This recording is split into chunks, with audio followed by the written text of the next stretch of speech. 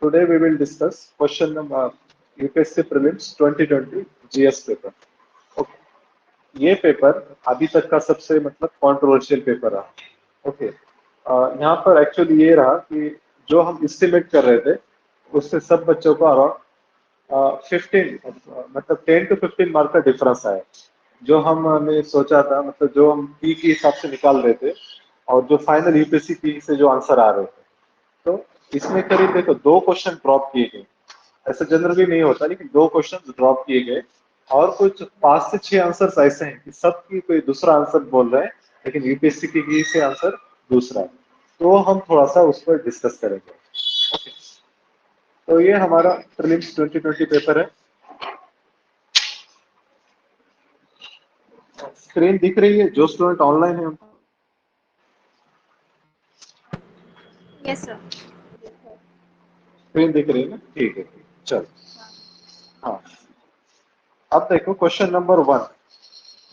ये है हमारा आधार के ऊपर. Question number 1, it is on Aadhaar. 4 statements are given. Aadhaar metadata cannot be stored for more than 3 months. 3 months था, लेकिन एक्चुअल में है कितना? 6 मंथ का clause.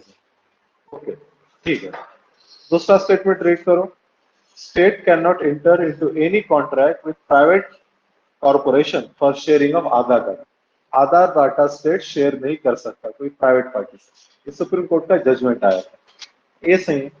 Aadhaar is mandatory for obtaining insurance product. Supreme court ने judgment दिया है, अगर स्कीम्स के अगर बेनिफिट उठाना है आपको, कोई भी स्कीम हो, प्रधानमंत्री उज्ज्वला योजना, तो आपको क्या चाहिए? आधार कार्ड चाहिए स्कीम्स के अगर आप बेनिफिट उठाना है. और दूसरी बात, अगर उसके अलावा जो चीजें हैं इंश्योरेंस वगैरह ऐसे, तो इन चीजों के लिए नहीं चाहिए. इन चीजों के लिए आधार आपको नहीं चाहिए, याद रखना. ओके, आधार उसके लिए नहीं चाहिए. तो थर्ड आपका रॉन्ग होगा. Fourth, Aadhaar is mandatory for getting benefit funded out of consolidated fund of India. Okay, ये स्टेटमेंट सही है. बेनिफिट के लिए हमको आधार कार्ड का डाटा चाहिए. पीडीएस शॉप हो गई या फिर दूसरे कोई भी हो, तो याद रखो. यहाँ पर स्टेटमेंट 2 और 4 सही है. 1 और 3 रॉन्ग. फैक्चुअल क्वेश्चन था, आता है तो करना था, नहीं तो छोड़ देना था, ऐसे क्वेश्चन. नेक्स्ट आगे बढ़ते हैं. Question number 2. Rajya Sabha has equal power with Lok Sabha. अब इसका मुझको आंसर बताना. आप लोग रीड कर लो 4 ऑप्शन.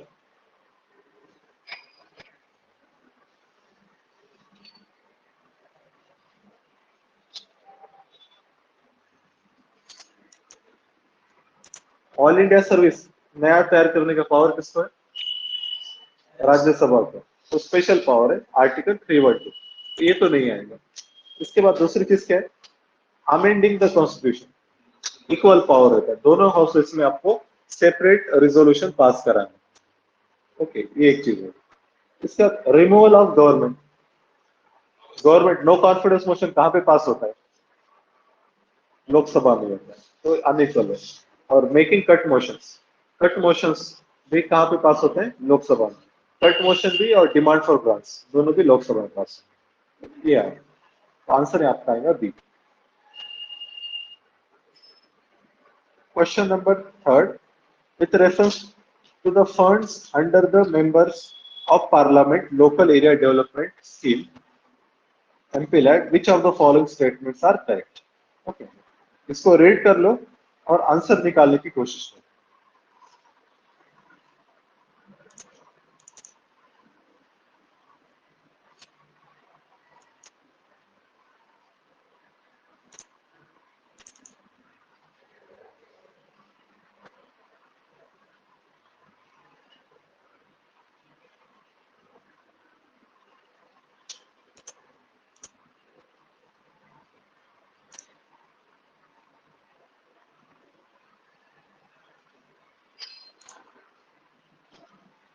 उस साल एमपी लैंड स्कीम बहुत न्यूज में थी, उसको सस्पेंड किया गया था एमपी लैंड को।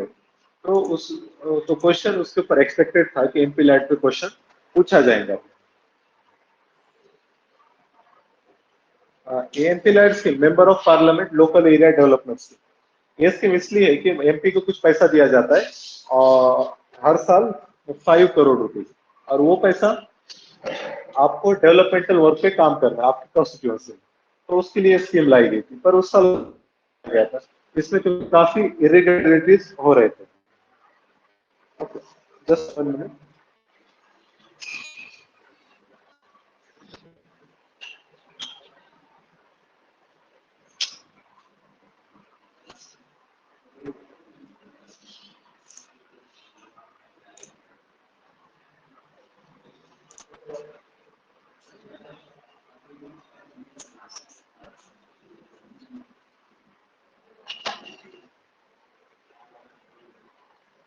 ओके,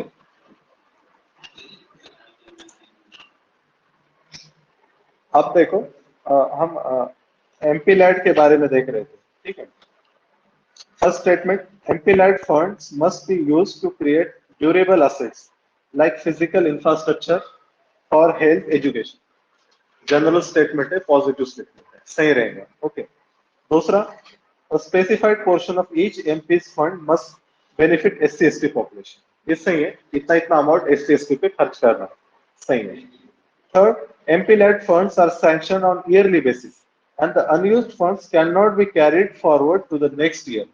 Okay, unused fund के बारे में पूछा, तो यहाँ पर एक चीज समझ लो, जो unused fund रहते हैं वो कैरी फॉरवर्ड होते हैं क्योंकि नॉन लैप्सेबल। यहाँ पर क्या बोला है, can not be carried forward, लेकिन ओरिजिनली नॉन लैप्सेबल। और fourth statement, the district authority must inspect at least 10% of all the work under implementation of every year. तो यहाँ पर देखो लॉजिक कैसे लगाना था। 1 और 2 तो सही है, तो 1 और 2 के दो ऑप्शन है, सी और डी, 1 2 3 1 2 4। ओके, अब 3 और 4 में एक को आपको इलिमिनेट करना, तो वहां पर थर्ड इलिमिनेट हो जाता है क्योंकि नॉन लैप्सेबल स्कीम का जो अमाउंट है ये कैरी फॉरवर्ड होता है। ओके, इसके बाद question number 4, which one of the sir following year correct है कैटेगरीज। सर इसमें। Sir year year, MP lads में ईयरली बेसिस पे ही रहता। हाँ ईयरली बेसिस 5 करोड़ रुपीज दिया जाता है। ओके, हर साल 5 करोड़ रुपीज का मिलता है। और इसकी मिनिस्ट्री कौन सी आती है,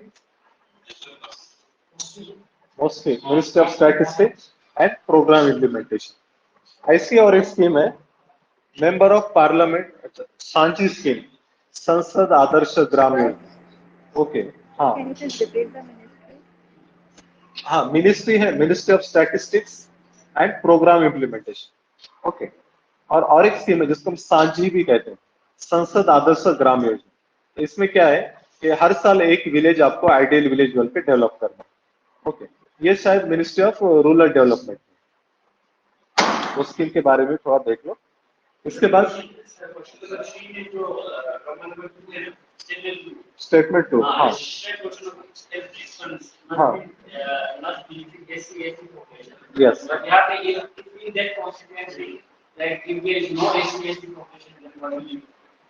हाँ बराबर, जितना परसेंटेज ऑफ पॉपुलेशन रहेगा उतना अमाउंट करना है आपको।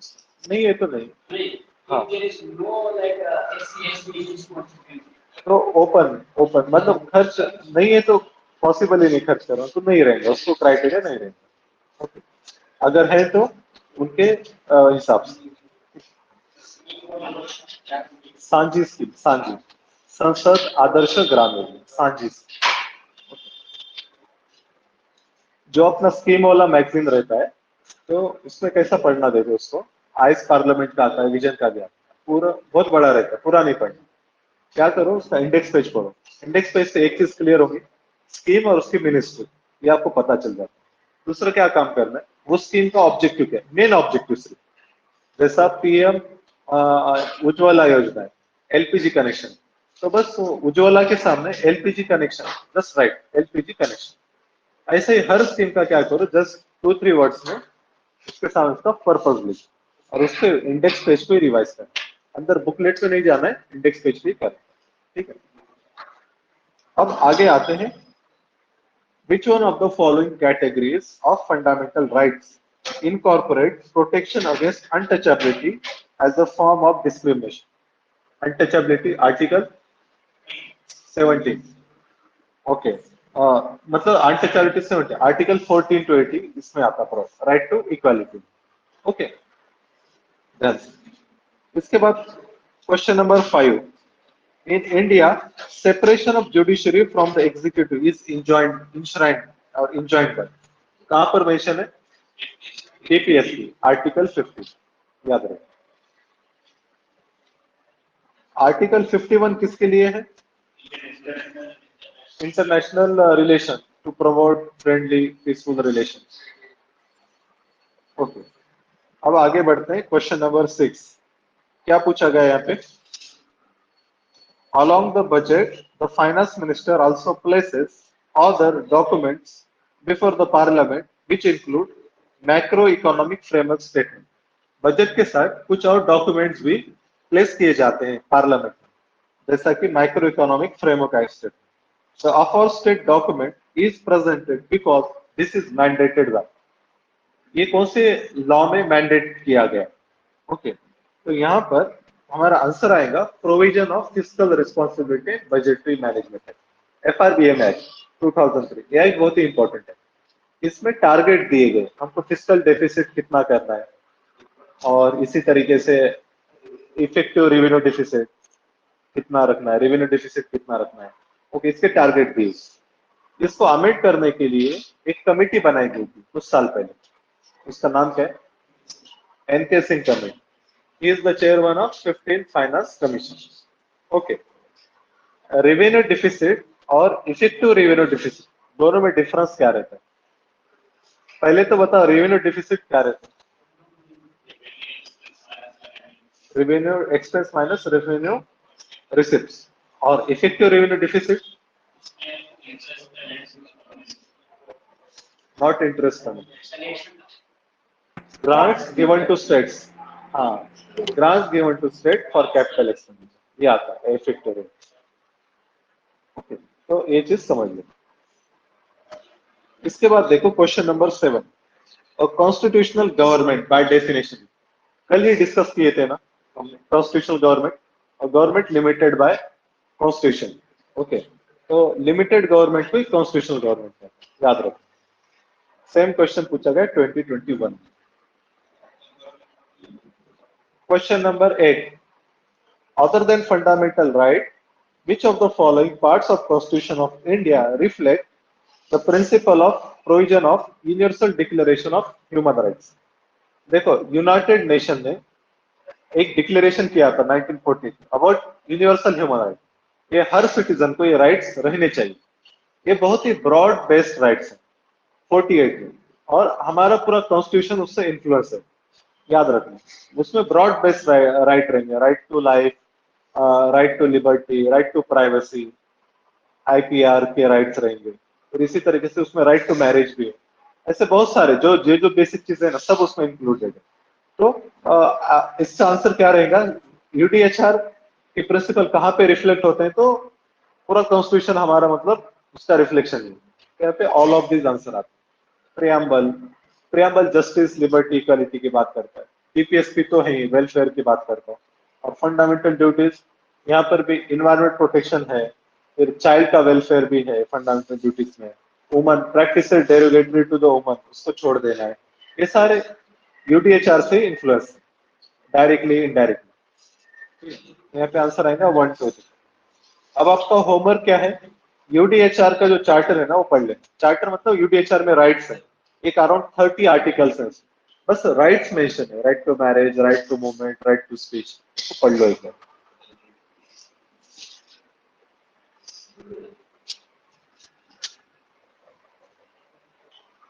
क्वेश्चन नंबर 9 थोड़ा सा ट्रिकी क्वेश्चन था ये। पूछा क्या गया है? In India legal services authorities provide free legal services to which of the following type of citizen? जो नालसा अथॉरिटी है ये बनाई गई थी free legal aid for all. तो ये किसको फ्री लीगल एड देती है? एक्चुअली सबको नहीं रहता है, कुछ सेक्शंस ऑफ सोसाइटी को रहता है। तो उसमें जैसा फॉर एग्जांपल वुमन है, all woman irrespective of income, उनको क्या रहेगा, free legal service. All children, all woman. फिर इसी तरीके से person with annual income of less then 1 lakh, general category का आदमी तो इनकम कितना रहना चाहिए, 1 साल से कम। ट्रांसजेंडर है तो इनकम आपका 2 लाख से कम। OBC with annual income of less than 3 lakh, तो ओबीसी को ऐसा क्राइटेरिया नहीं है 3 लाख का, ओके। और ऑल सीनियर सिटीजन, तो ऐसा ये भी नहीं, ऑल सीनियर सिटीजन नहीं। तो इसमें याद रखना, woman, all children, industrial worker, victims of disaster और पर्सन इन कस्टडी, इन सारों क्या रहेगा, फ्री लीगल एड का एक्सेस रहेगा, ये याद रखो। तो मुझको बताओ, फ्री लीगल एड इसका प्रोविजन कौन से आर्टिकल में दिया गया है? Free legal add article 39A, okay good, ठीक। इसके बाद देखो मैच द पेयर्स में, यहाँ पर इंटरनेशनल एग्रीमेंट्स हैं और सब्जेक्ट। अल्मा आटा डिक्लेरेशन 1978, ये आया था universal health care for all, Alma Ata. अभी इसको 40 इयर्स हो गए 2018 में, तब अस्थाना डिक्लेरेशन लाए गए। अल्माटा अब अस्थाना लेकर आ गए, ओके, अस्थाना डिक्लेरेशन, वो भी यूनिवर्सल हेल्थ केयर के लिए। दूसरा पूछा गया हेग कन्वेंशन। हेग कन्वेंशन इसलिए है, child child adoption, child abduction उसके लिए। और यहाँ पे इसने दिया क्या, बायोलॉजिकल और chemical weapons. Biological and chemical weapons के लिए कौन सा ग्रुपिंग है जिसका इंडिया मेंबर है? Australia group. इसको कैसा याद रखेंगे, A B C, A for Australia, B and C biological and chemical weapons, ABC. कैलोनॉर डायलॉग, ये हमको पता रहेगा, क्लाइमेट चेंज से रिलेटेड। अंडर टू कोalition, इसने दिया है चाइल्ड राइट्स, बट ये चाइल्ड राइट्स के लिए नहीं था। अंडर टू कोalition किस लिए था? 2 से याद रखो, टेम्परेचर राइज हमको 2 डिग्री के अंडर लिमिटेड रखना, तो ये था कंबैटिंग क्लाइमेट चेंज, उसके लिए, तो याद रखें। आंसर यहाँ पे आएगा 1 and 3, okay. Next question number 11, और parliamentary system of government is one. देखो 2021 में क्या पूछा गया, फेडरल पूछा था, अब पूछा उसने parliamentary. Parliamentary system is one in which, अब पढ़ो ऑप्शंस।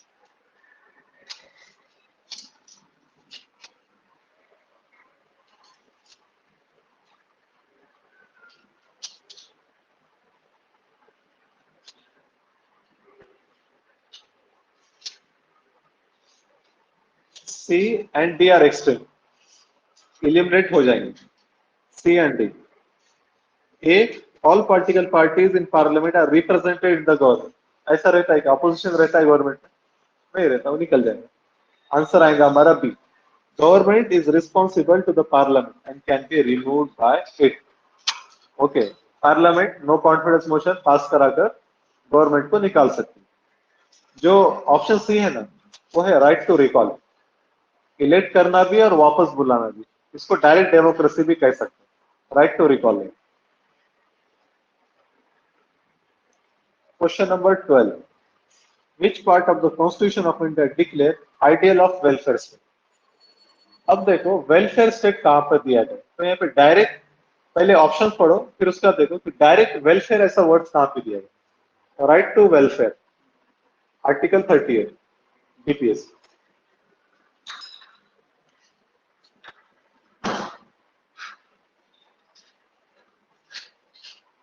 इसके बाद आर्टिकल 13, क्वेश्चन ध्यान से पढ़ना, 2 स्टेटमेंट है। First statement, constitution of India defines it's basic structure in terms of federalism, secularism, fundamental rights, democracy. अब सही है गलत है? Do constitution define basic structure, ये तो केशवानंद भारती से आया हमारा, ऐसा वर्ड भी मेंशन नहीं है कॉन्स्टिट्यूशन में, बेसिक स्ट्रक्चर। तो first statement is wrong. Second, Constitution of India provides for judicial review to safeguard citizen liberty and to preserve ideals on which the Constitution is based. सही है गलत है?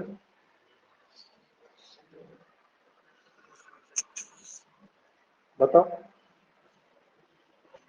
गलत? सही है। ओके,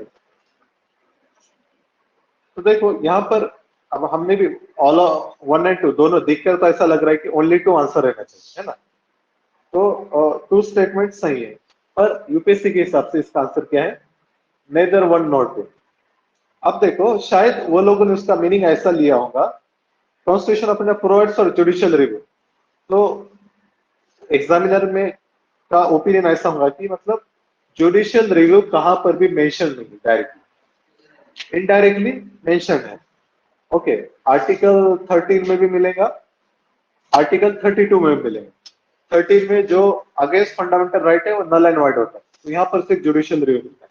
और 32 जो 5 टाइप के रिट्स हैं वहां पर भी आपको जुडिशियल रिव्यू, लेकिन जुडिशियल रिव्यू डायरेक्टली मेंशन नहीं है, इनडायरेक्टली प्रोविजंस हैं। तो फिर यहाँ पर मतलब उसका एक्सपेक्टेशन ये था एग्जामिनर का कि constitution provides for judicial review, तो उसका एक्सपेक्टेड था कि डायरेक्टली मेंशन है क्या बाबा जुडिशियल रिव्यू, ऐसा डायरेक्टली प्रोविजन है, तो डायरेक्टली नहीं है, तो इसलिए उसने उसको रॉन्ग दिया। पर याद रखना इनडायरेक्टली दे आर प्रोवाइडेड।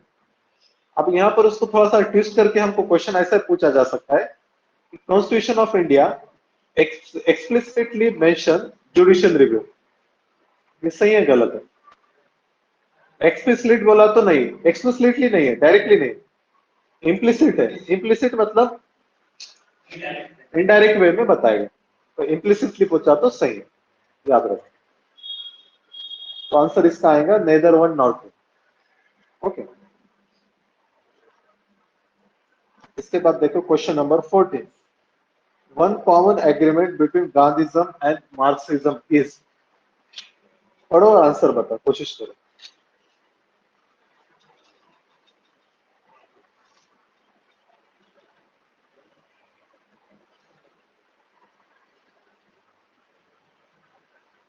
हमको पता है क्लास स्ट्रगल किसने बोला था, हैव्स और have nots. Gandhi ji peaceful coexistence की बात करते थे, झगड़ा लड़ाई फसाद उनको पसंद नहीं। बी इलिमिनेट होगा। C abolition of private property, Marx बोला था private property abolish. Gandhi ji का ऐसा नहीं था, गांधी जी क्या बोलते थे, प्राइवेट प्रॉपर्टी रही तो भी चलेगा लेकिन ट्रस्टीशिप का थ्योरी दिया था। मतलब जैसा कि आप सब आप बड़े बिजनेस हो, अंबानी है, तो गांधी जी अंबानी से क्या कहेंगे कि भाई प्रॉपर्टी आपकी है, लेकिन आप इसको ऐसा ट्रीट करो कि ये ट्रस्ट, कम्युनिटी ने आपके पास पैसा दिया है कुछ रखने के लिए, आपको जितना जरूरत है उतना खर्च करो, बाकी का डोनेट कर दो, ट्रस्ट फॉर्म में, ट्रस्टीशिप थ्योरी। तो ये भी गलत होगा, अबॉलिशन।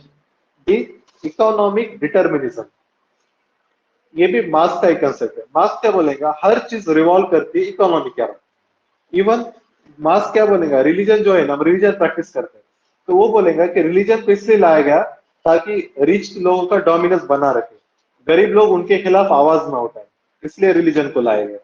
कोई भी चीज को वही बोलेगा, कोई भी गलत चीज हो रही बोलेगा, उसका रीजन क्या है, इकोनॉमिक इनइक्वालिटीज, प्राइवेट ओनरशिप। तो इसलिए यहाँ पर तीनों गलत हो जाते हैं, बसता एक ही है, final goal of stateless society, stateless, classless. Gandhi ji क्या बोलते थे, विलेज की तरफ आओ। हाँ, तो वो डिसेंट्रलाइजेशन की बात करते थे। स्टेट मतलब एक स्ट्रॉन्ग स्टेट है, कोई पावर पूरा उसके पास। गांधी जी बोलते थे decentralisation, village back to villages, village empowerment. Okay, republic, village Republic.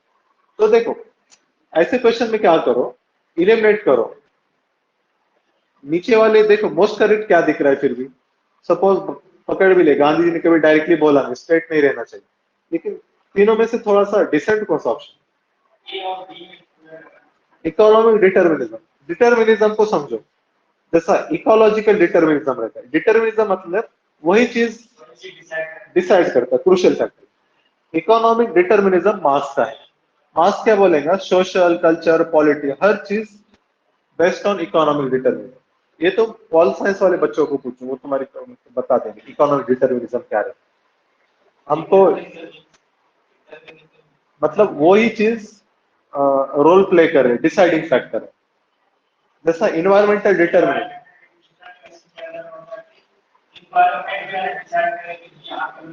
कैसे रहेंगे, हाँ जो प्रिवेल करता है, बराबर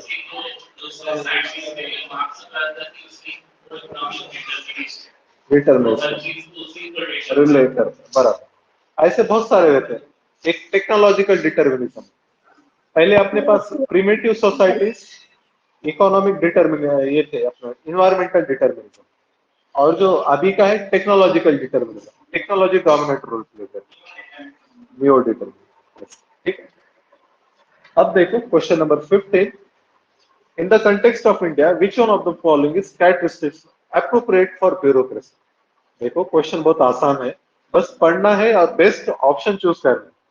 ब्यूरोक्रेट्स क्या करते हैं, पढ़ो ऑप्शन और आंसर बताओ।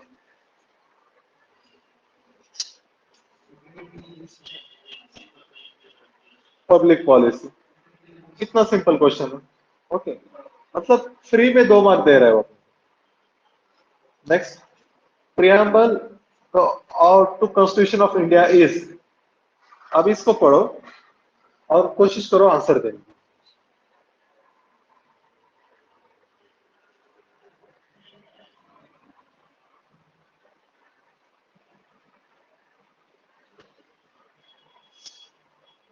क्या आएगा आंसर इसका?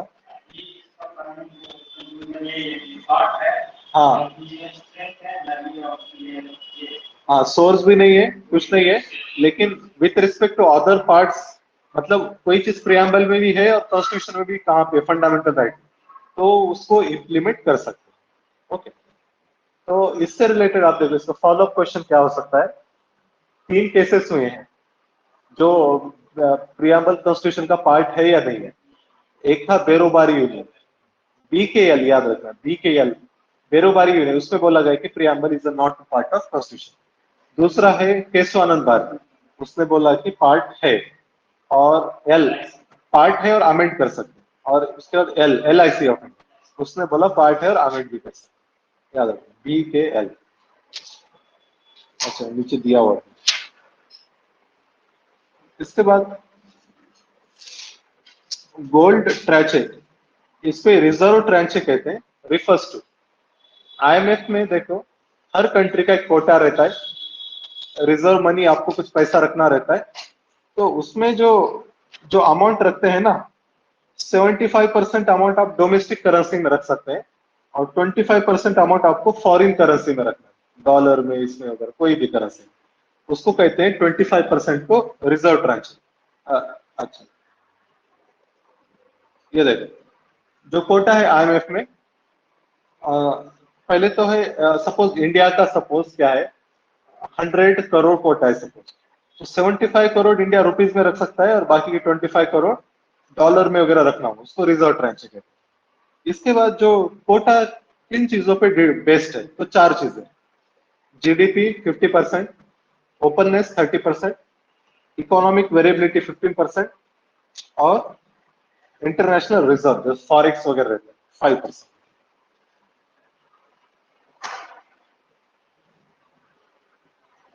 जितना ज्यादा कोटा रहेगा उतना ज्यादा आपको वोटिंग राइट्स रहेंगे। IMF में सबसे ज्यादा शेयर किसका है? USA का अराउंड 17% है, 17-18।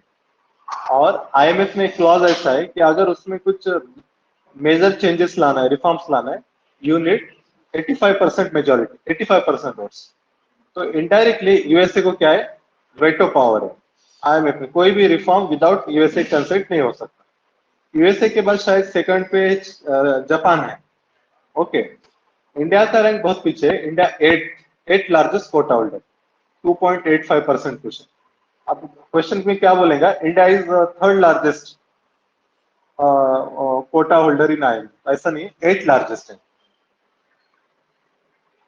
तो reserve tranche credit system granted by IMF to each member, और यही पैसा IMF क्या करता है, क्रेडिट बोल के देता है हमको।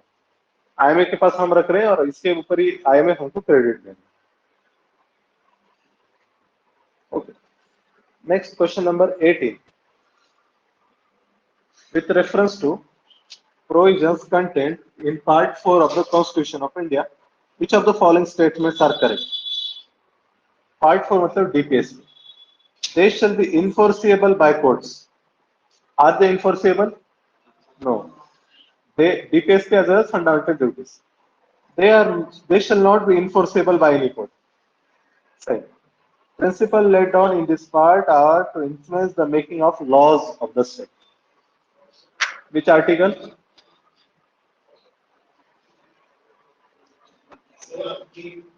37.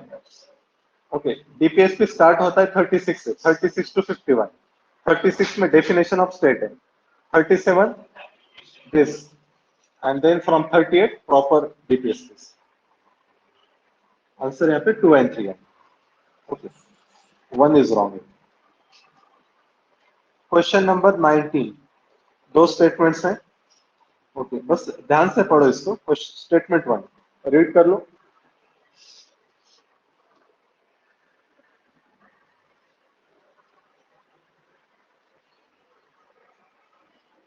सेकंड भी रीड कर लो.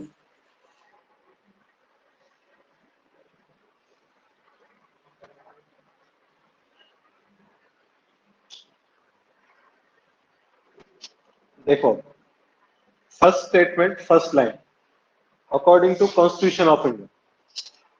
अब ये जो प्रोविजन है a person can become minister without being a member of the house. तो एक काय में रहेगा? आरपीए में रहना चाहिए ना. आरपीए 1951 में. तो और उसमें बस क्या किया पे कॉन्स्टिट्यूशन ऑफ इंडिया. एक क्वेश्चन जनरली आपको ऐसा मिलेगा कॉन्स्टिट्यूशन ऑफ इंडिया बोलेंगे और नीचे कोई दूसरी चीज बोल देंगे तो रॉन्ग. सेकंड जो डिस्क्वालिफिकेशन के लिए जो बात है वहां पर हो रहा है 5 years, not 5 years, it is 2 years और मोर. लिली थॉमस केस में जजमेंट है सुप्रीम कोर्ट का 2 years और मोर. और सेकंड परमानेंटली डिस्क्वालीफाई नहीं होता है. आपका पनिशमेंट हो गया फिर 6 year तक आप कंटेस्ट नहीं कर सकते. आप इमीडिएटली डिस्क्वालीफाई हो जाओगे प्लस पनिशमेंट पूरी खत्म होने के बाद 6 year तक आप इलेक्शन कंटेस्ट नहीं कर सकते.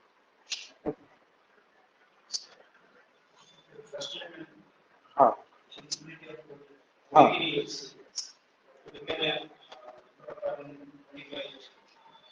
एलिजिबिलिटी हाँ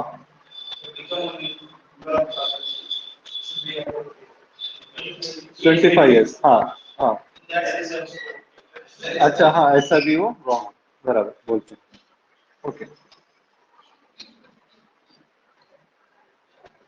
ठीक है आगे बढ़ते हैं. Question number 20.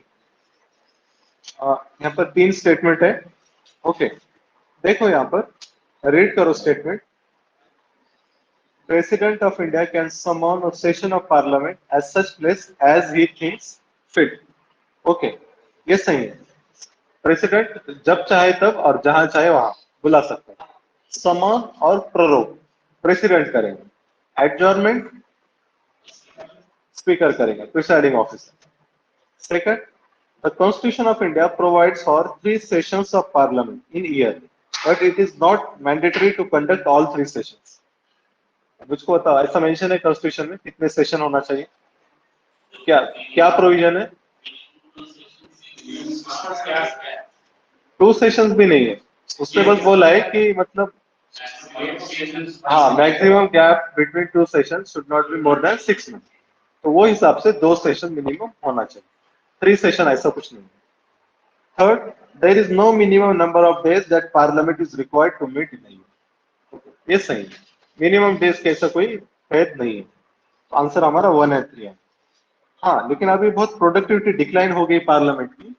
तो हमारा NCRWC national commission to review the working of constitution ये 2000 में बनाया गया था during Atal Bihari prime ministership. It is headed by Venkatachaliah. तो इन्होंने कहा था कि लोकसभा के लिए 120 days और राज्यसभा के लिए 100 days रहना चाहिए. ये मेंस के आंसर में यूज करना पॉलिटी GS2 के answer.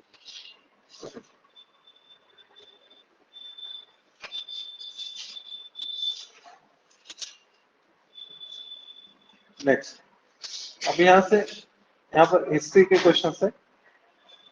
With reference to history of India consider the following pairs. ये हिस्ट्री के कीवर्ड्स का एक पीडीएफ शेयर किया गया था, उसमें भी मेंशन है।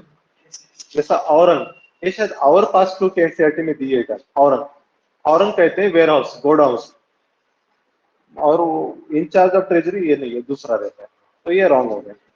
बनियान, बनियान क्या थी? मर्चेंट थे, Indian agent of east India company, सही। मिरासीदार, मिरासी ये पर्शियन वर्ड है, मिरास मतलब प्रॉपर्टी, मिरासीदार मतलब wealthy person, designated revenue payer to the state, तो इससे मिरासीदार रेवेन्यू टैक्स पे करेगा, तो आंसर यहाँ पे आएगा 2N। ओके 22, बुद्धिज्म जैनिज्म, एक क्वेश्चन जनरली रहता ही है। ओके आज देखो सुबह में एक सेशन हुआ गर्ल्स के एकेडमी पर, तो 19 का पेपर हमने 50 क्वेश्चन डिस्कस कर ली, तो वो वीडियो हमने रिकॉर्ड किए, उसकी लिंक मैं आपको कल भेज देता हूँ, और बचे हुए 50 क्वेश्चन वो भी मैं लेक्चर लेके आपको भेज दूंगा, ठीक है, वो देख लो। अब देखो यहाँ पर 20 अभी क्वेश्चन, स्थावीरवादी बिलोंग टू महायान, स्थावीरवाद, सर्वस्तिवाद, फिर ये नीचे दिए हैं देखो ये सेक्शन, वैभाषिका, सौतांत्रिका, ये सारे हीनयान के हैं। वैभाषिका, सौतांत्रिका, स्थावीरवाद, सर्वस्तिवाद, फिर वज्रयाना, थेरावादा, ओके ये हीनयान के। और महायान के माध्यमिका, योगाचार, माध्यमिका, योगाचार, ये है महायान। तो देखो ये हो गया।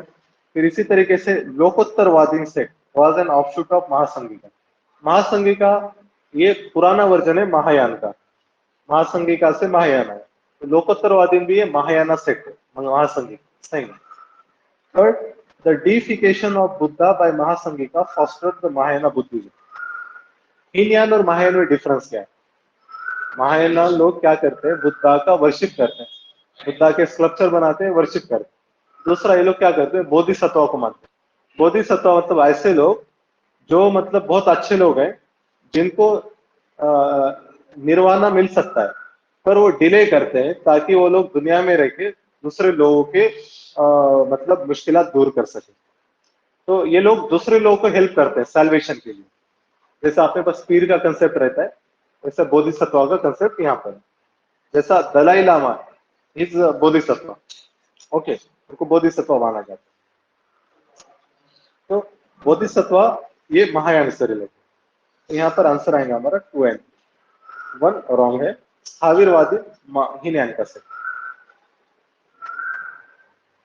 बोधिसत्व अलग अलग बोधिसत्वास है, तो उनके वो नितिन सिंघानिया में दिया है, नोट्स में भी रहता है, अमिताभ मतलब सेलेस्टेशियल बुद्धा, फिर इसी तरीके से मैत्रेया, वज्रपानी, थोड़ा सा पढ़ लो उसके बारे में, उसका मीनिंग क्या है। और ऐसे ही यहाँ पर जैनिज्म के सेक्ट दिए गए, श्वेतांबर, दिगंबर, फिर उसके तेरापंथी, स्थानकवासी, श्वेतांबर के सेक्ट है, विस्पंथी, तरंगपंथी, ये सारे दिगंबर के सेक्ट। तो इसको अपने नोट्स में लिख लो, पढ़ भी लो जाके। इनमें से कपड़े कौन पहनते हैं? Who wears the cloth? Shvetambar, श्वेत मतलब व्हाइट, व्हाइट क्लॉथ।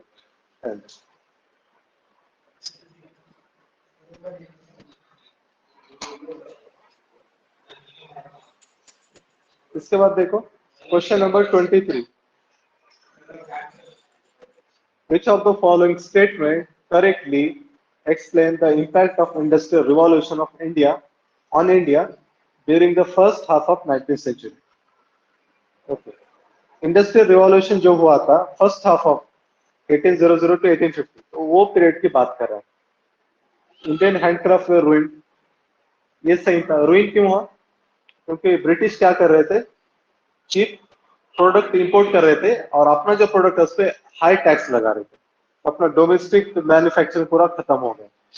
दूसरा, machines were introduce in Indian textile industry in large number, अभी भी हमारा ये अनऑर्गेनाइज सेक्टर है टेक्सटाइल, लार्ज नंबर पे नहीं, और 1850 से पहले की बात कर रहे हैं, 1850। Railway lines were laid in many parts of the country, railway lines 1853 में, और वो first half of 18th century में। Heavy duties were impose on imports of British manufacture, duties तो निकाले गए ब्रिटिश इंपोर्ट, इंडियन इंपोर्ट पे duty लगाई। तो यहाँ पे आंसर आएगा ए। आ रहा है समझ में? Question number 24। ओके, देखो यहाँ पर हमको क्रोनोलॉजी में अरेंज करना है, ठीक है। तो rise of Pratihara under king Bhoja, Gurjara Pratihara, पाला, राष्ट्रकूट, ये जो तीन डायनेस्टी थे तीनों कंटेम्पररी थे, और इनके पीरियड को क्या कहते हैं? Tripartite struggle. ये कब से कब तक था?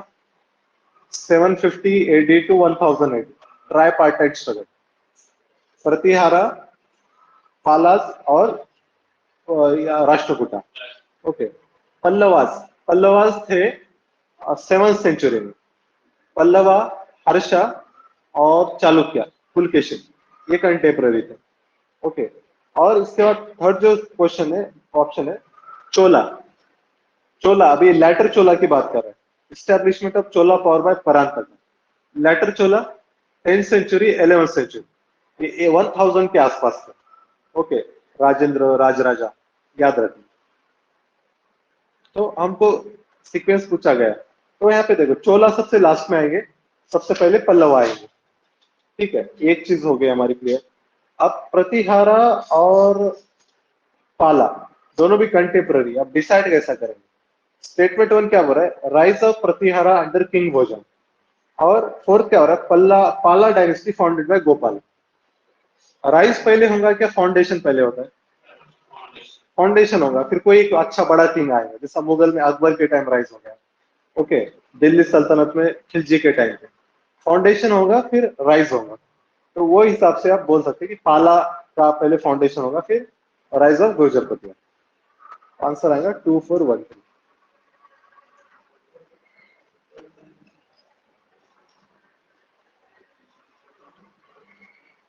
Okay, 25। Which of the following phrases define the nature of hundi, generally referred to in sources of post Harsha? हुंडी क्या था? ओके, एनसीईआरटी में दिया भी गया है, इसको बिल ऑफ एक्सचेंज कहते हैं। मतलब कैसा? वो टाइम पे कोई बिजनेसमैन है, उसको सपोज हैदराबाद से इधर मद्रास जाना है, और वहां से कोई माल खरीदी करना है। अब वो टाइम पे ट्रैवलिंग उतना सेफ नहीं था, तो वो लोग क्या करते थे, बिजनेस में अपना पैसा जमा करेगा, यहाँ पे एक लोकल जो बड़ा बैंकर रहता था वो टाइम पे, साहूकार, या फिर जो बुद्धिस्ट संघाज वगैरह रहते थे, इनके पास जमा करते थे। फिर वो लोग उनको एक हुंडी देते थे, हुंडी में लिखा हुआ रहता था कि आदमी ने इतना का पैसा जमा किया है, और सामने वाले पार्टी को बोलते थे कि इतना पैसा ये रिसिप्ट लेने पर उनको दे दे। फिर ये आदमी बस वो रिसिप्ट हुंडी लेकर जाएगा, और वो हुंडी जब वो वहां पे जमा करेगा मद्रास में, तो उसको वो अमाउंट वहां पे मिल जाएगा, तो पैसा लेकर वहां पे शॉपिंग करेंगे। तो इसको कहते थे हुंडी सिस्टम, याद रखें। ओके, अब आगे बढ़ते हैं। Question number 26। ये थोड़ा सा टफ लेवल का क्वेश्चन था वो टाइम पे। एक किताब है देशर कथा, जो लिखी थी सखाराम गणेश देउस्कर। ओके, तो उनके बारे में पूछा गया है। It warned against colonial state hypotonic conquest of mind, hypnotic conquest of mind. Okay, मतलब ये जो कॉलोनियल स्टेट जो इन्फ्लुएंस कर रहे थे इंडियन सोसाइटी को वगैरह, तो वेस्टर्न इन्फ्लुएंस के अगेंस्ट में इसने बोला था। It inspired the performance of swadeshi street play, folk songs. और third, the use of Desh by Deuskar was in the specific context of region of Bengal. Desher Katha, तो यहाँ पे थर्ड को इलिमिनेट करना था आपको। जो देश है, देश से मीनिंग पूरा इंडियन सब कॉन्टिनेंट। इसका आंसर आएगा 1 और 2। हिस्ट्री में ऐसे क्वेश्चंस आने वाले, एलिमिनेशन से सॉल्व होते हैं तो ठीक है करना है, नहीं तो स्किप करते हैं। मेरी आवाज आ रही है? जो स्टूडेंट ऑनलाइन है उनको, I am audible? Yes, sir. हाँ, अब आ जाओ क्वेश्चन नंबर 27 पर। ठीक है, एक्चुअली ये क्वेश्चन ड्रॉप किया गया यूपीएससी, मतलब की में बोला कि इसका आंसर नहीं, इसको इनवैलिड कर दिया। ठीक है, अब यहाँ पे रीड करो। First thing is read the Gandhi identity act included which of the following. जो civil disobedience Gandhi ji launch करते हैं, फिर उसके बाद क्या होता है, दोनों में पैक्ट होता है, गांधी जी और आयरविंद के बीच में समिट होता है, जिसको दिल्ली पैक्ट भी कहते हैं। उसमें कौन सी बातें कही गई थी? Invitation to Congress to participate in RTC, round table में बुलाया, कांग्रेस ने एक्सेप्ट भी किया। सेकंड, आरटीसी में कांग्रेस आईएनसी पार्टिसिपेट करता है। Withdrawal of ordinances promulgated in connection with civil disobedience movement, INC को ब्लैकलिस्ट वगैरह किए गए थे, इलीगल ऑर्गेनाइजेशन किए करार दिए गए, वो भी हटाएगा। Third, acceptance of Gandhi ji suggestion for inquiry into police excess, तो ये एक्सेप्ट नहीं होता है। अगर ये तीन स्टेटमेंट हम पढ़ते हैं, थर्ड रॉन्ग है, 1 और 2 सही है। अब ऑप्शन देखो, थर्ड रॉन्ग है तो सी और डी तो चला जाएगा। ओके, 1 और 2 हमारा सही है। अब उसके बाद आप फोर्थ रीड करो, release of only those prisoners who are not charge with violence. Actually statement क्या है वहां पे, release of those prisoners who are not convicted of violence. Charge करना मतलब पुलिस क्या कर रही है, केस रजिस्टर कर रही है, कलम लगा रही है, सेक्शंस लगा रही है। और नॉट कन्विक्टेड मतलब जुडिशरी जिनको क्या बोल रही है, जुडिशरी में ये इनोसेंट, मतलब जुडिशरी से इनोसेंट ये साबित हो गए। ओके, तो एग्जैक्ट स्टेटमेंट क्या रहना चाहिए था वहां पे, not convicted of violence. Okay, तो इसलिए 4 भी रॉन्ग होता। अगर सपोज 4 रॉन्ग हो गया तो आंसर क्या आना चाहिए, ए, लेकिन 2 भी सही है, तो 1 और 2 को अगर पकड़ लिए तो आंसर आना चाहिए बी। तो यहाँ पर दोनों भी राइट रहने के पॉसिबिलिटी थे। ओके, तो इसलिए इसको ड्रॉप कर दिए, एक से ज्यादा ऑप्शन हो रहा है।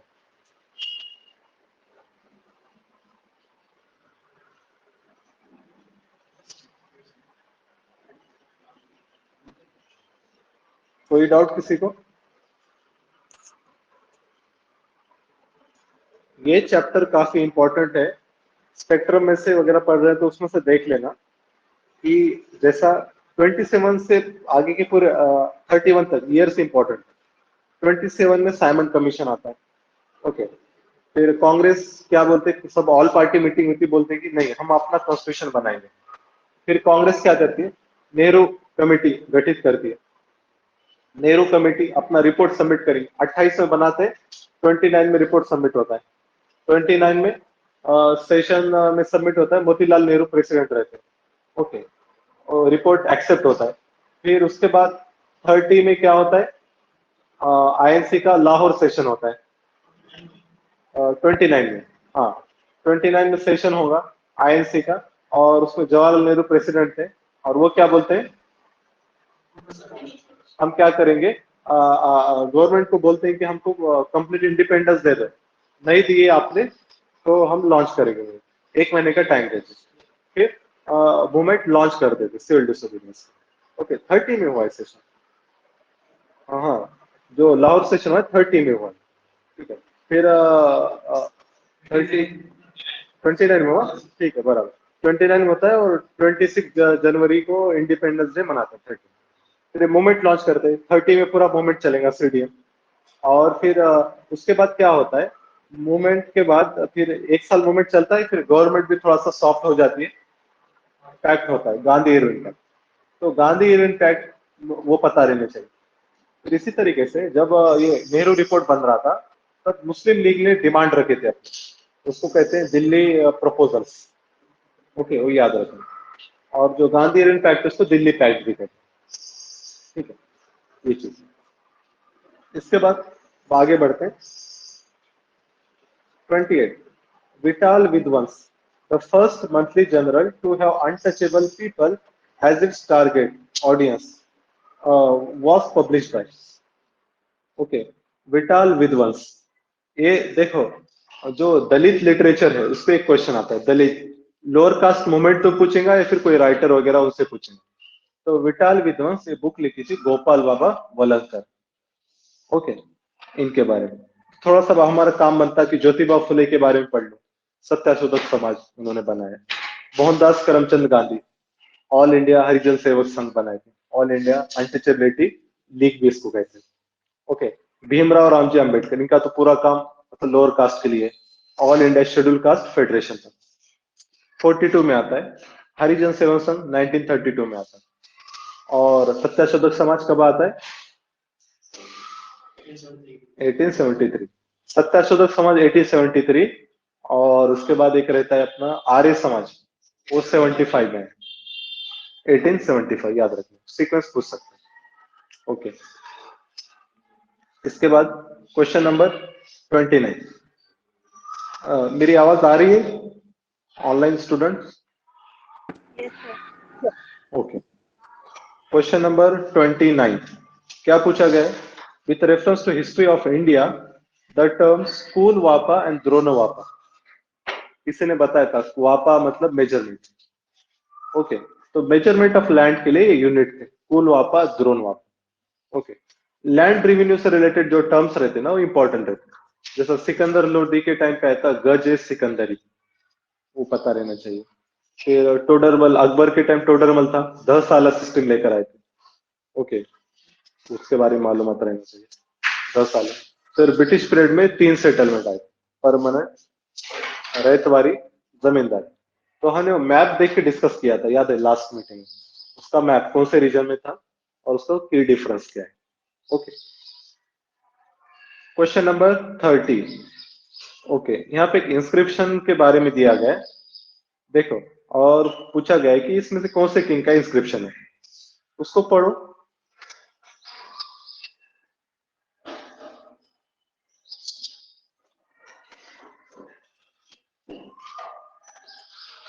ओके, तो यहाँ पर टॉलरेंस की बात कर रही है, तो अब इसमें सबसे ज्यादा टॉलरेंट कौन था, ऐसा भी आप देखे गेस कर सकते हैं। ओके, और इंस्क्रिप्शन किसके ज्यादा सबसे ज्यादा मिलते हैं, तो वो है अशोका। ओके, 19 में क्वेश्चन पूछा गया था अशोका के ऊपर कि रान्यो अशोक, हाँ, ये कहाँ पर मिला, ऐसा लिखा हुआ कौन से इंस्क्रिप्शन में, तो वो है कंगनहल्ली इंस्क्रिप्शन। ओके,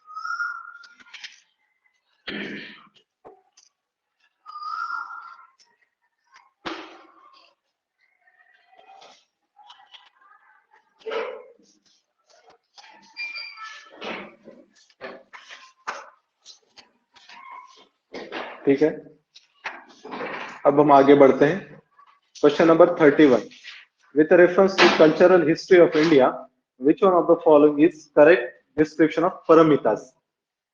देखो, इसको वर्ड को डिकोड करके हम आंसर निकाल सकते हैं। परमितास, परम, परम मतलब कोई चीज बहुत ज्यादा रहना, एकदम हाई लेवल। तो अब देखो इसमें कहाँ पे ऐसा है क्या कोई जो एकदम हाईएस्ट लेवल की बात करता है?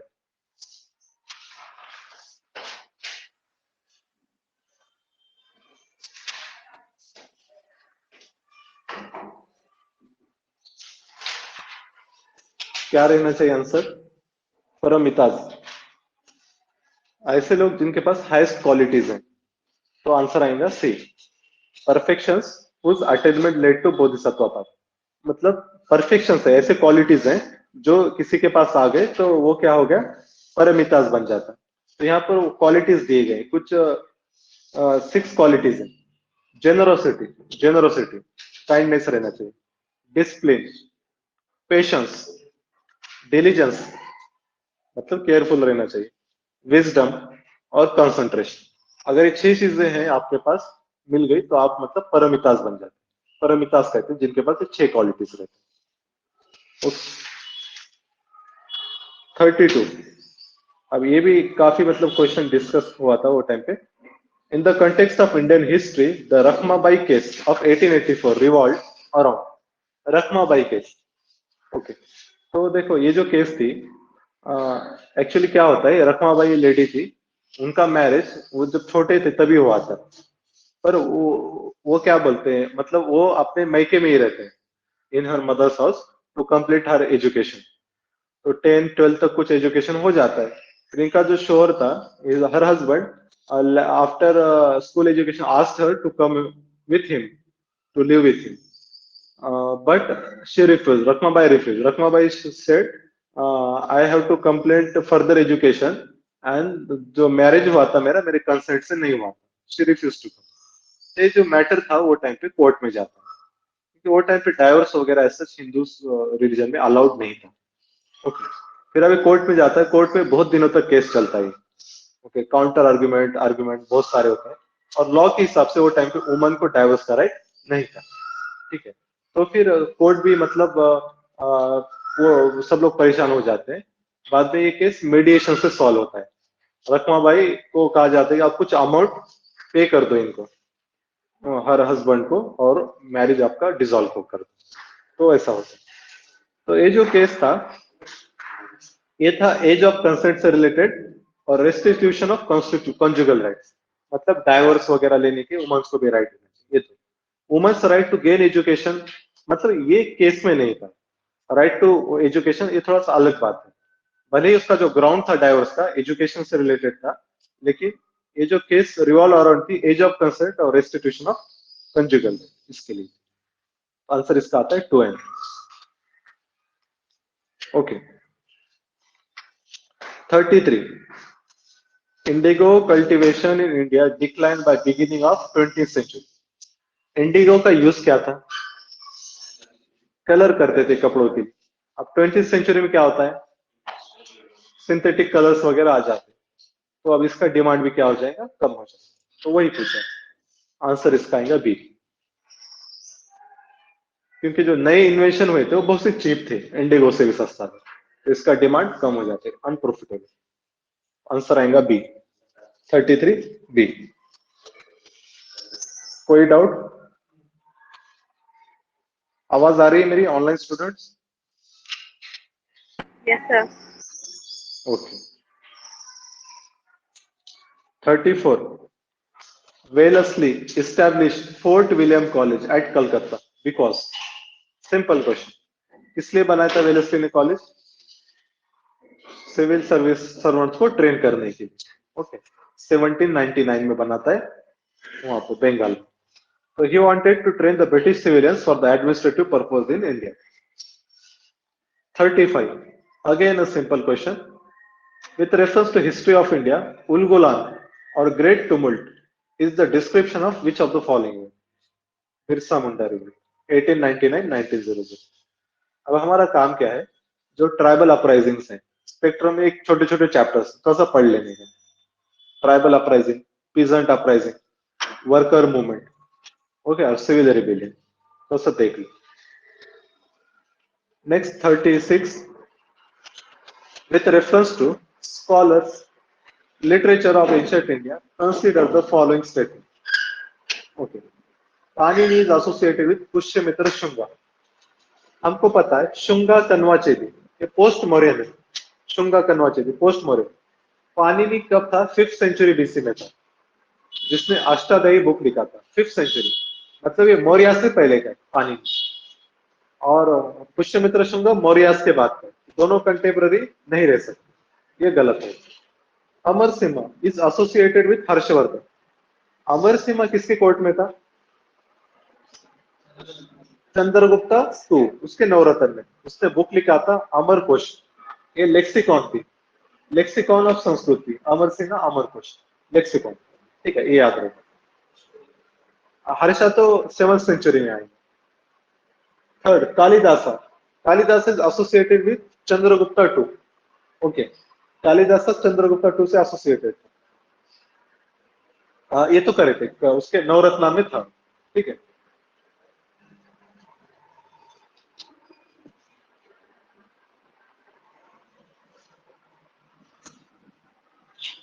ओके, तो ये चीज थी। इसके बाद चंद्रगुप्ता टू की जो नवरत्ना है, देखो, एक अमर सिम्हा है, दूसरा है कालिदासा, एक था वराहमिर। वराहमिर एस्ट्रो एस्ट्रोनॉमी में इसका बहुत रिसर्च है। वराहमिर, इसने बुक लिखा था पंच सिद्धांत, याद रखो वराहमिर। और एक आर्यभट्ट, आर्यभट्ट इनसे थोड़ा पहले थे, वराहमिर से पहले, इन्होंने सूर्य सिद्धांत लिखा। शंकु धन्वंतरी, धन्वंतरी मेडिसिन के लिए फेमस। इसका next question 37, in the context of recent advances in human reproductive technology, pro-nuclear transfer is used for. कल शायद हमने एक क्वेश्चन देखा था जिसमें माइटोकॉन्ड्रियल डिसीज के बारे में हमने ये किया था ना, तो ये उससे से रिलेटेड है। Three parent baby pro nucleus transfer में क्या कर रहे हैं हम, एक डोनर सेल लेते हैं, डोनर सेल में से न्यूक्लियस निकाल देते हैं और मदर की सेल है, मदर की सेल्स में से हम क्या कर रहे हैं, और उसमें से न्यूक्लियस निकाल के ये हेल्थी सेल में रख रहे हैं। मदर का माइटोकॉन्ड्रिया नहीं लेंगे, माइटोकॉन्ड्रिया डोनर सेल का लेंगे, उसको कहते हैं प्रो न्यूक्लियस ट्रांसफर। याद रखिए।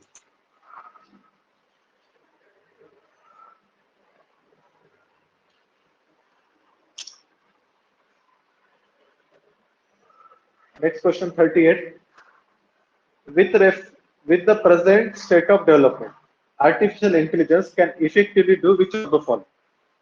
इससे पहले क्या हुआ था, जनरली जो साइंस एंड टेक के एप्लीकेशंस आते हैं ना, ऑल ऑफ दिस आंसर है, क्योंकि हर चीज, हर अच्छी चीज पॉसिबल है। ओके, अभी नहीं, फ्यूचर में तो पॉसिबल होंगी। यहाँ पे लेकिन क्वेश्चन क्या पूछा उसने, रीड करो उसका first phrase, with the present state of development.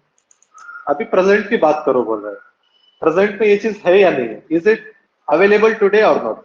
Okay, तो यहाँ पर देखो, जो मैक्सिमम अपने कीज थे उन्होंने आंसर दिया था D, all of this. UPSC का आंसर है 1 to 4, मतलब ऑल ऑफ दिस नहीं है। ठीक है, अब रीड करो, आंसर गेस करने की कोशिश करो, रीड कर लो इसको। टू एलिमिनेट हो सकता है, ओके, आप 5 एलिमिनेट कर सकते हो, है ना, क्योंकि मतलब wireless transmission of electrical energy, अगर ऐसा रहता तो मतलब हमको ये वो इलेक्ट्रिकल लाइंस की, केबल्स की जरूरत नहीं रहती। ओके, तो अगर 5 को एलिमिनेट कर दिए तो भी आपका आंसर आ जाता है। तो यहाँ पे आंसर क्या है, 1, 3 and 4।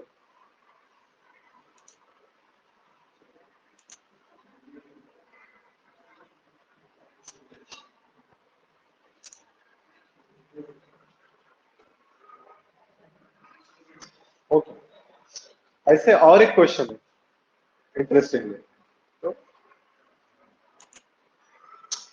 हाँ, अब देखो, तो ये आ गए समझ में, ये ध्यान देना फ्रेज क्या जोड़ा हुआ, with present state of development वाला। ओके, अब आगे बढ़ते हैं हम 39, थोड़ा सा टेक्निकल क्वेश्चन है, with reference to visible light communication VLC, which of the following statement are correct.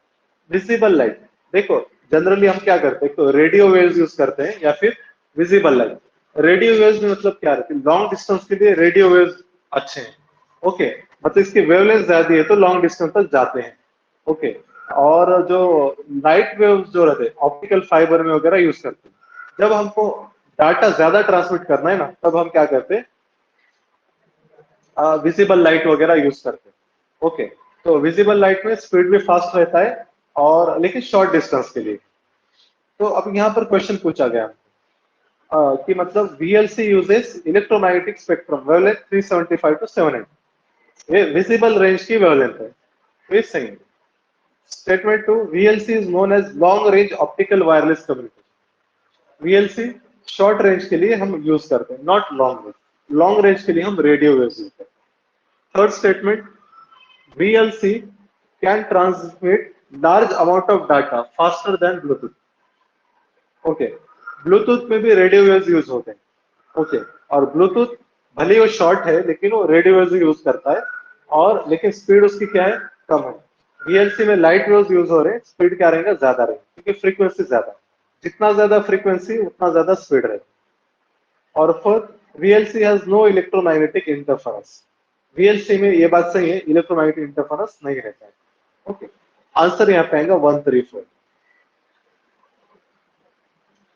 नीचे शायद डायग्राम भी है, ये डायग्राम देख लो। ओके, वेवलेंथ और टाइप्स ऑफ इलेक्ट्रोमैग्नेटिक रेडिएशन, तो वेवलेंथ रेडियो वेव्स की बहुत ज्यादा है, फिर इंफ्रारेड, इसके बाद विजिबल, अल्ट्रावायलेट, एक्सरे, गैमा। इसको याद कैसा रखेंगे, बीच में इमेजिन करो विजिबल स्पेक्ट्रम। विजिबल में कैसा, विप जो हमको पता है, वायलेट टू रेड, वेवलेंथ क्या होती है, बढ़ती है, वायलेंट टू रेड, रेड की सबसे ज्यादा है विजिबल, तो रेड के बाद क्या आना चाहिए, इंफ्रारेड।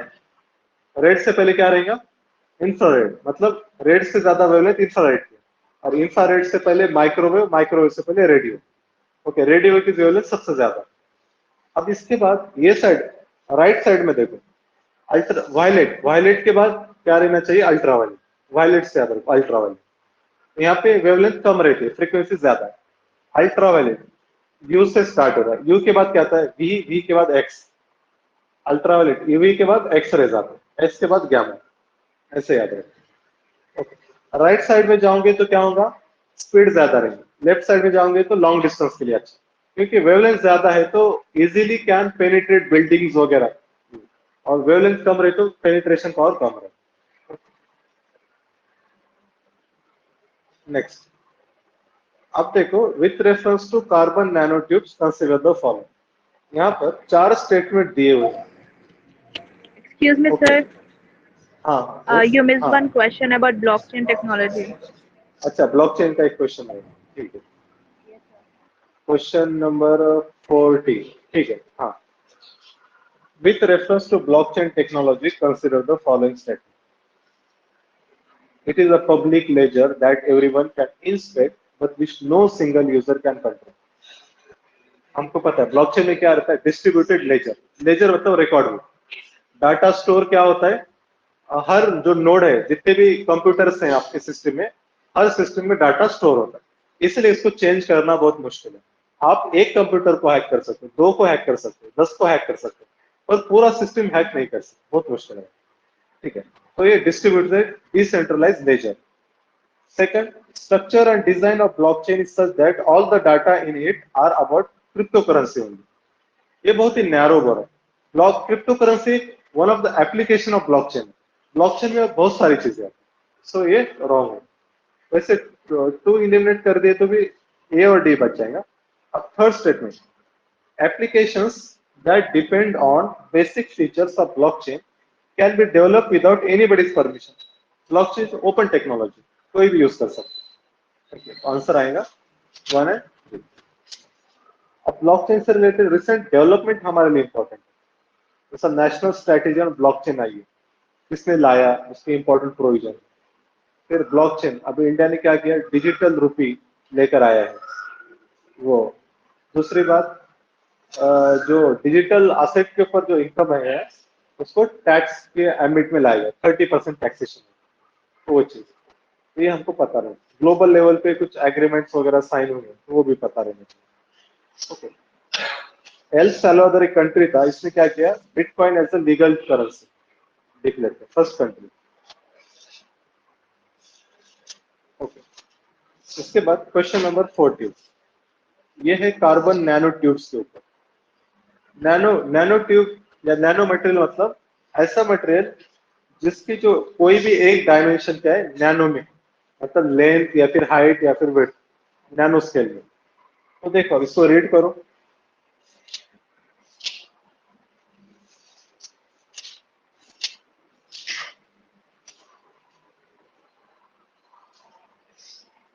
क्या रहना चाहिए आंसर, गेस करो। All of this. Okay, sir यहाँ पर यूपीएससी ने आंसर दिया है 1, 3 एंड 4। ओके, और 2 नहीं दिया। 2 जो है, they can be made into artificial blood capillaries for an injured part of body. तो उसका एक्सपेक्टेशन क्या है, शायद वही है, मतलब अभी प्रेजेंट लेवल पे। अच्छा, कैपिलरी, कैपिलरी छोटी ही रहती है उसकी। They can be made into artificial blood capillary for injured part of human body. और इसका एग्जैक्ट एक्सप्लेनेशन मुझको पता नहीं क्यों उसने बी को रॉन्ग दिया है, थोड़ा सा इसको देख लो।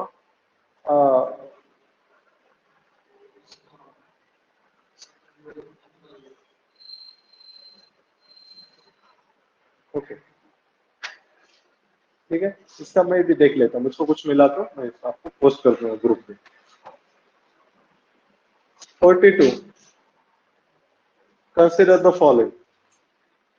तो देखो, अब यहाँ पर क्या पूछा है, पहले वो नीचे वाली लाइन पर, at the present level of technology which of the above activities can be use successfully carried out by using drones. Same क्या बोल रहे हैं, with present level of technology पूछा, ठीक है। अब मतलब स्कोप इसका नैरो रहेगा। स्प्रेइंग पेस्टिसाइड ऑन क्रॉप, ये होता है बहुत जगह है। Inspecting the craters of active volcano, volcano के पास जा नहीं सकते तो ड्रोन से उसको फोटोज वगैरह लेते। Collecting breath samples from sprouting whales of DNA analysis, DNA analysis के लिए सैंपल्स ले रहे हैं, ब्रीथ सैंपल। तो यहाँ पर तीनों भी अभी है पॉसिबल। ओके, 1 2 3 तीनों भी। बस आप थर्ड पे कंफ्यूज हो सकते हैं, पर ऑल ऑफ दिस यहाँ पे आंसर। ओके, क्योंकि सैंपल तो कनेक्ट करना है ना, ब्रीथ सैंपल, तो हम कर सकते हैं, ज्यादा कुछ कॉम्प्लेक्स काम नहीं। Answer is D.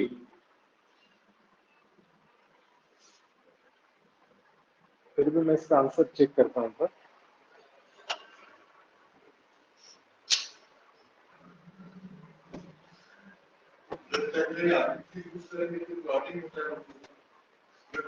Artificial blood capillary use करें तो ब्लड क्लॉट होता है। हाँ, अच्छा, ब्लड क्लॉट हो सकता है।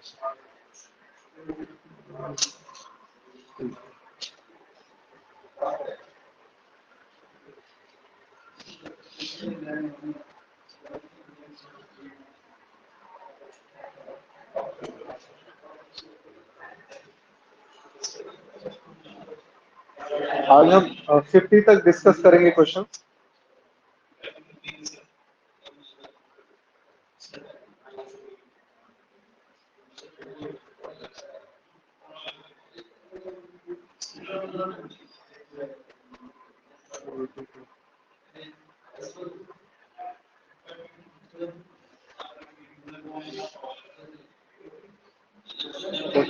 हाँ, 42 का ऑल ऑफ दिस है। ओके, अब आगे आ जाओ 43 पे। हाँ, आप ध्यान दो यहाँ पर 43 क्वेश्चन रीड करो। 43, the experiment will employ a trio of spacecraft flying in formation in the shape of equilateral triangle that has sides on million kilometer long with laser shining between the craft. Okay, the experiment in the question refers to, okay, तो इसके option Voyager, new horizon, Lisa pathfinder, evolve Lisa. अब ये तो पता था कि Lisa या evolve Lisa दोनों में से एक रहेगा, क्योंकि वॉयजर ये प्लैनेट आउटर सोलर सिस्टम को इसके लिए है, न्यू हॉरिजॉन भी कुछ प्लूटो नेपच्यून उसके लिए। ओके, तो LISA, LISA python, evolve LISA. तो इसमें से आंसर, करेक्ट आंसर है evolve LISA. Laser interferometer space based observatory, ऐसा कुछ इसका फुल फॉर्म है। देखो, दो टाइप के लैब्स है ग्रेविटेशनल वेव स्टडी करने के, एक लीगो रहता है, दूसरा लीजा।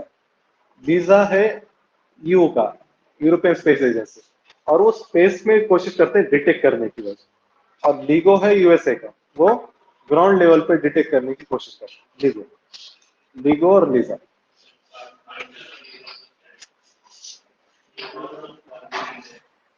इवॉल्व वो शायद उसका मतलब मिशन रहते हैं ना, जैसा चांद्रयान 1, चांद्रयान 2। तो लिसा, उसमें जो पूछा गया इवॉल्व लिसा मिशन, उसका नाम ही है, तो उसका कंटेक्स्ट में पूछा गया। तो अब हमारा काम क्या बनता है, इसके साइंस एंड टेक का जो PT 365 रहता है ना विजन का, तो उसमें से स्पेस मिशन पढ़ लेने का, उतना ही पढ़। वो एक मतलब लिस्ट ही देता है नासा के कौन से मिशन है, इसरो के मिशन। ओके, और अदर अदर फेमस मिशन, वो लिस्ट 2 3 बार पढ़ लिए, हमको आसान हो जाएगा। ओके, 44 क्या पूछा गया, genetic changes can be introduced in the cell that produce eggs or sperms of a prospective parent।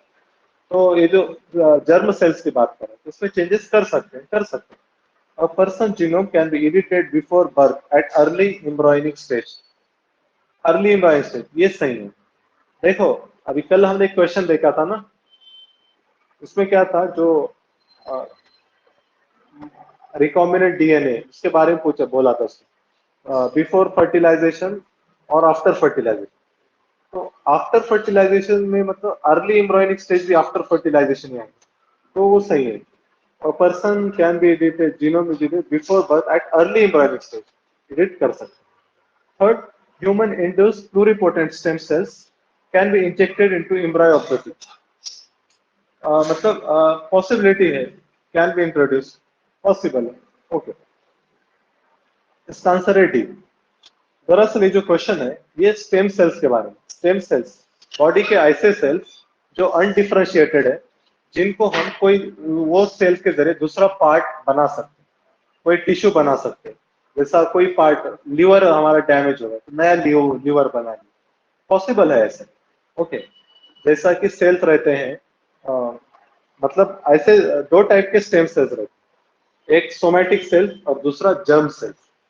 Somatic मतलब बॉडी सेल्स, और जर्म सेल मतलब जो सेक्सुअल फंक्शन जिनका है, एक सेल और स्पर्म सेल, उसको ये कहेंगे। ठीक, तो यहाँ पर टाइप्स दिए हैं। कुछ सेल्स हैं हमारे जिनको हम टोटीपोटेंट कहते हैं। टोटीपोटेंट मतलब हर टाइप का पार्ट उनसे बना सकते हैं। तो फर्टिलाइज एग जो रहता है, जस्ट फर्टिलाइज एग है, एग और ओहम दोनों में, स्पर्म और ओहम, तो उससे हम हर पार्ट तैयार होता है बॉडी में। दूसरा है प्लूरिपोटेंट, मतलब कई सारे ऑर्गन्स तैयार कर सकते हैं। तो एम्ब्रायोनिक स्टेम सेल मतलब एग बन रहा है, एम्ब्रायो में कन्वर्ट हो रहा है, तो एम्ब्रायोनिक स्टेम सेल से हम प्लूरिपोटेंट, प्लूरिपोटेंट है। फिर उसके बाद देखो मल्टीप्लोटेंट, ओलिगोपोटेंट, यूनिपोटेंट, ऐसे भी टाइप रहते हैं। तो इसको ज्यादा डेप में जाने की जरूरत नहीं, बस नाम पता रहना चाहिए। ओके, ये याद रखना। ठीक है, अब देखो आंसर तो इसका 1 2 3 आएगा। अब आगे बढ़ते हैं 45। विच what is the importance of using pneumococcal conjugate vaccine? Pneumococcal मतलब न्यूमोनिया वगैरह, ये सारे जो डिसीज है लंग से रिलेटेड रहते हैं। तो न्यूमोकोकल ग्रुप ऑफ डिसीजेस है। कॉन्जुगेट वैक्सीन, कॉन्जुगेट वैक्सीन में क्या रहता है? वैक्सीन में हमको पता है एक तो रहता है डेड वायरस से बनाते हैं या फिर वीकेंड वायरस। कॉन्जुगेट में दोनों टाइप के रहते हैं, इससे बॉडी को अच्छा इम्यूनिटी मिलता है। तो these vaccines are effective against pneumonia as well as meningitis and sepsis. meningitis, sepsis वगैरह ये भी मतलब वो न्यूमोकोकल वैक्सीन से ट्रीट कर सकते हैं, ये सही है। Dependence on antibiotics that are not effective against drug resistant bacteria can be reduced. Okay. जो एंटी माइक्रोबियल बैक्टीरियाज वगैरह हैं, ऐसे इनके लिए भी हम कॉन्जुगेट वैक्सीन यूज कर सकते हैं, ये सही है। These vaccines have no side effect and cause no allergic reaction. देखो लगभग हर वैक्सीन का साइड इफेक्ट रहता है। अभी आपने कोविड का वैक्सीन लिया होगा, आपको बुखार आया होगा, एक दो दिन बुखार हेडेक रहता ही। ओके, तो वैक्सीन के साइड इफेक्ट रहते हैं। तो थर्ड स्टेटमेंट आपको बस यहाँ पर इलिमिनेट करना। थर्ड इलिमिनेट कर दो, 1 और 1 एंड 2। तो 2 तो सही है, जनरल स्टेटमेंट है, तो यहाँ पे आंसर आएगा 1 एंड 2। आगे बढ़ते हैं 46। The term public infrastructure is used in the context. आपने कभी आईटी टेलीकॉम वगैरह पढ़ा, सेक्टर के बारे में पढ़ा होगा। इनक्रिप्टेड टेक्नोलॉजीज रहते हैं, सेफ कम्युनिकेशन के लिए क्या करते हैं? कीज यूज करते हैं, पब्लिक की, प्राइवेट की। तो ये क्या रहते हैं? कीज मतलब पासवर्ड टाइप में रहते हैं। ओके, तो वो की से आप सिक्योर कम्युनिकेशन कर सकते हैं।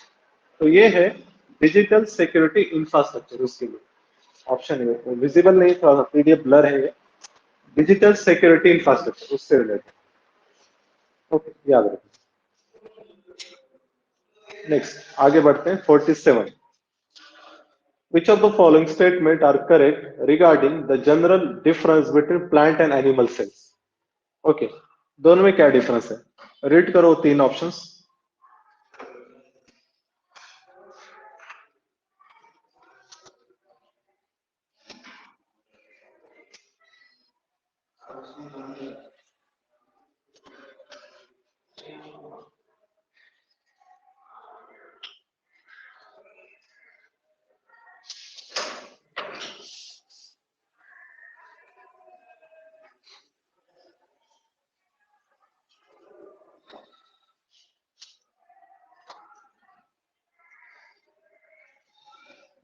ओके, तो अब यहाँ पर देखो statement 1, plant cells have cellulose cell wall while animal cell do not.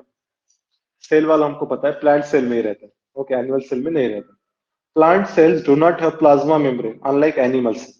देखो प्लाज्मा मेम्ब्रेन वगैरह सेल का कवर में रहता है, दोनों में भी रहेंगे, तो दो आप इलिमिनेट कर सकते हैं, दो टू इलिमिनेट कर दे तो भी आंसर आ जाता है।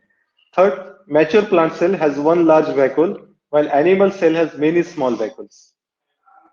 ये सही है, वैक्यूल्स मतलब यहाँ पे स्टोरेज भी होता है, और ये आगे एक मतलब नेक्स्ट पेज पे सेल ऑर्गेनल्स और उनके फंक्शंस भी दिए गए हैं। अच्छा, इसमें ऐड नहीं है वो पेज, कोई बात नहीं। तो वैक्यूल्स क्या करता है, जो वेस्ट मटेरियल वगैरह उसको जमा करता है, बाद में उसको डिस्पोज करता है। ओके, तो वैक्यूल प्लांट सेल में बहुत बड़ा रहता है, एनिमल सेल में छोटे छोटे रहते हैं। तो यहाँ पे आंसर आएगा 1 and 3।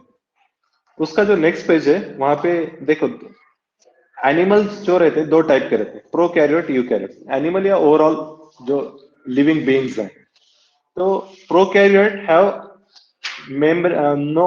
Non membrane bond nucleus. Nucleus जो रहता है सेल में फैला हुआ रहता है, लेकिन यूकैरियोट में क्या है, न्यूक्लियस एक जगह पे रहेगा, इट इज मेम्ब्रेन बॉन्ड। और यूकैरियोट से बाद में स्पेशलाइज एनिमल्स बनते हैं, ह्यूमंस भी क्या है, यूकैरियोट है। ओके, बैक्टीरिया प्रोकैरियोट रहते हैं।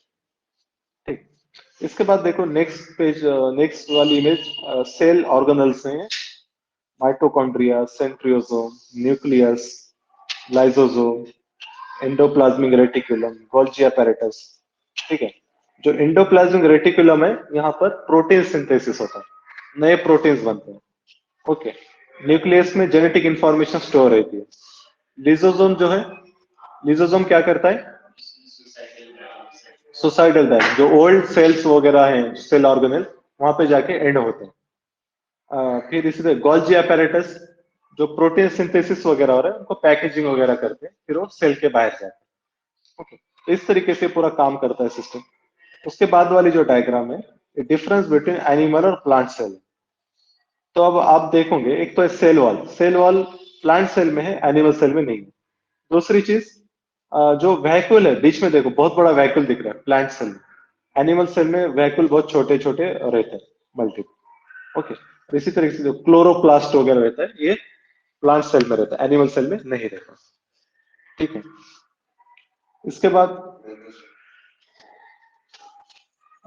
अब आगे बढ़ते हैं, question number 48। Which of the following are the reasons for the exposure to benzene pollution. Benzene pollution, जिसको C6H6 भी कहते हैं, एक कॉम्प्लेक्स कंपाउंड है। Automatic automobile exhaust, tobacco smoke, wood burning, using varnish wooden furniture, using products made up of polyurethane. Okay, अब यहाँ पर भी देखो, जनरल अपन क्या करते हैं, ऑल ऑफ दिस करते हैं ऐसे क्वेश्चंस में। आंसर था इसका 1 2 3, वार्निश वुडन फर्नीचर और using products made up of polyurethane, उसमें नहीं रहता। ओके, पर ऐसे क्वेश्चन एक्सेप्शन है, इसको नॉर्म्स मत बनो। जनरली अपना अप्रोच इंक्लूसिव रखो, भले ही एक दो गलत हो जाएंगे, बाकी के सही हो जाएंगे। ओके, नहीं तो हमको हर क्वेश्चन में डाउट आएंगे। नहीं, ऑल नहीं, डायरेक्ट तुम्हारे 6 मार्क मतलब लगभग 10 मार्क, निगेटिव के साथ 10 मार्क इधर ही कम हो जाते। ओके, और जो दो क्वेश्चन ड्रॉप हो गए। हाँ, तो ये बहुत ही मतलब ये वाली आंसर की बहुत ही खतरनाक थी, तो इसलिए हर सबका 15-15 मार्क का डिफरेंस आ रहा था, क्योंकि जब मार्क पब्लिश हुए तब स्कोर चेक किए ना, ये इशू। ओके, 49। 49 में देखो, अब यहां से इकोनॉमिक्स का पार्ट स्टार्ट हो रहा है। If another global financial crisis happens in the near future, which of the following action policies are most likely to give immunity to India? Financial crisis वगैरह क्या होता है, जब मार्केट में रिसेशन वगैरह आता है, बाहर के जो इन्वेस्टर वगैरह है, they are withdrawing their money from our companies. तो अब इसके लिए, इससे प्रोन होने के लिए हमको क्या करना चाहिए, not depending upon short term foreign borrowings. Okay, long term वाले ले लो, शॉर्ट टर्म वाले मत लेना, जैसा एफआई वगैरह, एफआई को डिमोट करो, एफडीआई को प्रमोट करो। Second, opening up to more foreign banks, इससे भी फॉरेन कैपिटल ही है, कभी आ सकता है, जा सकता है। Third, maintaining full capital account convertibility, ये डिजायरेबल है नहीं है, क्योंकि फुल कैपिटल अकाउंट में क्या होगा, कभी भी आप इन्वेस्ट कर सकते, कभी भी निकाल सकते। तो यहाँ पर आंसर आएगा 1 1। इंडिया में अभी we are fully convertible on current account, not capital. Okay. और एक committee, one committee was constituted, Tarapore committee. It recommended that we should opt for full capital account convertibility, but gradually ऐसा बोला था। Question number 50, if you withdraw 1 lakh rupees in cash from your demand deposit account of your bank, the immediate effect and on aggregate money supply in the economy will be। Money supply मतलब M3 और M4। M3 में क्या रहता है? Cash, cash with public. दूसरा saving deposit in bank. Third time deposit with bank, और saving deposit with post office. तो ये सॉरी पोस्ट ऑफिस नहीं रहता है, बैंक का रहेगा। मतलब करेंसी विद पब्लिक, बैंक का सेविंग और टाइम डिपॉजिट। अब आपने क्या किया, एटीएम में से 1 लाख रुपए कैश निकाल ली। मतलब एटीएम में से निकालना मतलब बैंक में से निकालना, ऐसे ही है ना। बैंक से मतलब सेविंग अकाउंट था उसमें से मैं निकाल लिया 1 लाख, और मेरे पास का करेंसी 1 लाख बढ़ गया। तो नेट इफेक्ट क्या हो रहा है मनी सप्लाई में? जीरो इफेक्ट हो रहा है ना। बैंक से पैसा मेरे कैश में, हैंड में आ रहा है, बस एक जगह से दूसरी जगह, लेकिन मनी सप्लाई उतना ही रह रहा है। ओके, तो ये चीज है, बहुत ही कंसेप्चुअल था, इसके लिए अंडरस्टैंडिंग चाहिए थी। ओके, तो याद रखना, M1 और M2 को नैरो मनी कहते हैं, M3 और M4 को ब्रॉड मनी कहते हैं। ओके, तो इसको याद रखो। हम और एक M0 भी एक रहता है, M0 उसको रिजर्व मनी कहते हैं। M0 में क्या रहता है? रिजर्व मनी, मनी मतलब है डिवाइडेड बाय, और कंपोनेंट क्या है उसके रिजर्व मनी के? एक्सेप्ट पेइंग एंड उसमें क्या रहता है देखो, currency in circulation plus bank deposit with RBI plus other deposit with RBI. Bank का डिपॉजिट आरबीआई में मतलब सीआरआर। ओके, और देखो करेंसी इन सर्कुलेशन है यहाँ पे, मतलब पब्लिक के पास एज वेल एज बैंक दोनों भी आएंगे। जब हम M1 पढ़ते हैं तो M1 में क्या रहता है, करेंसी विथ पब्लिक। M0 में क्या है, करेंसी इन सर्कुलेशन, डिफरेंस है दोनों में।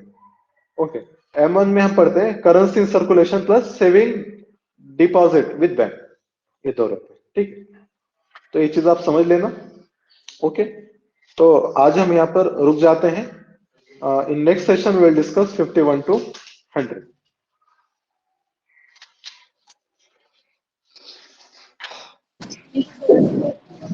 ओके, ठीक, थैंक यू।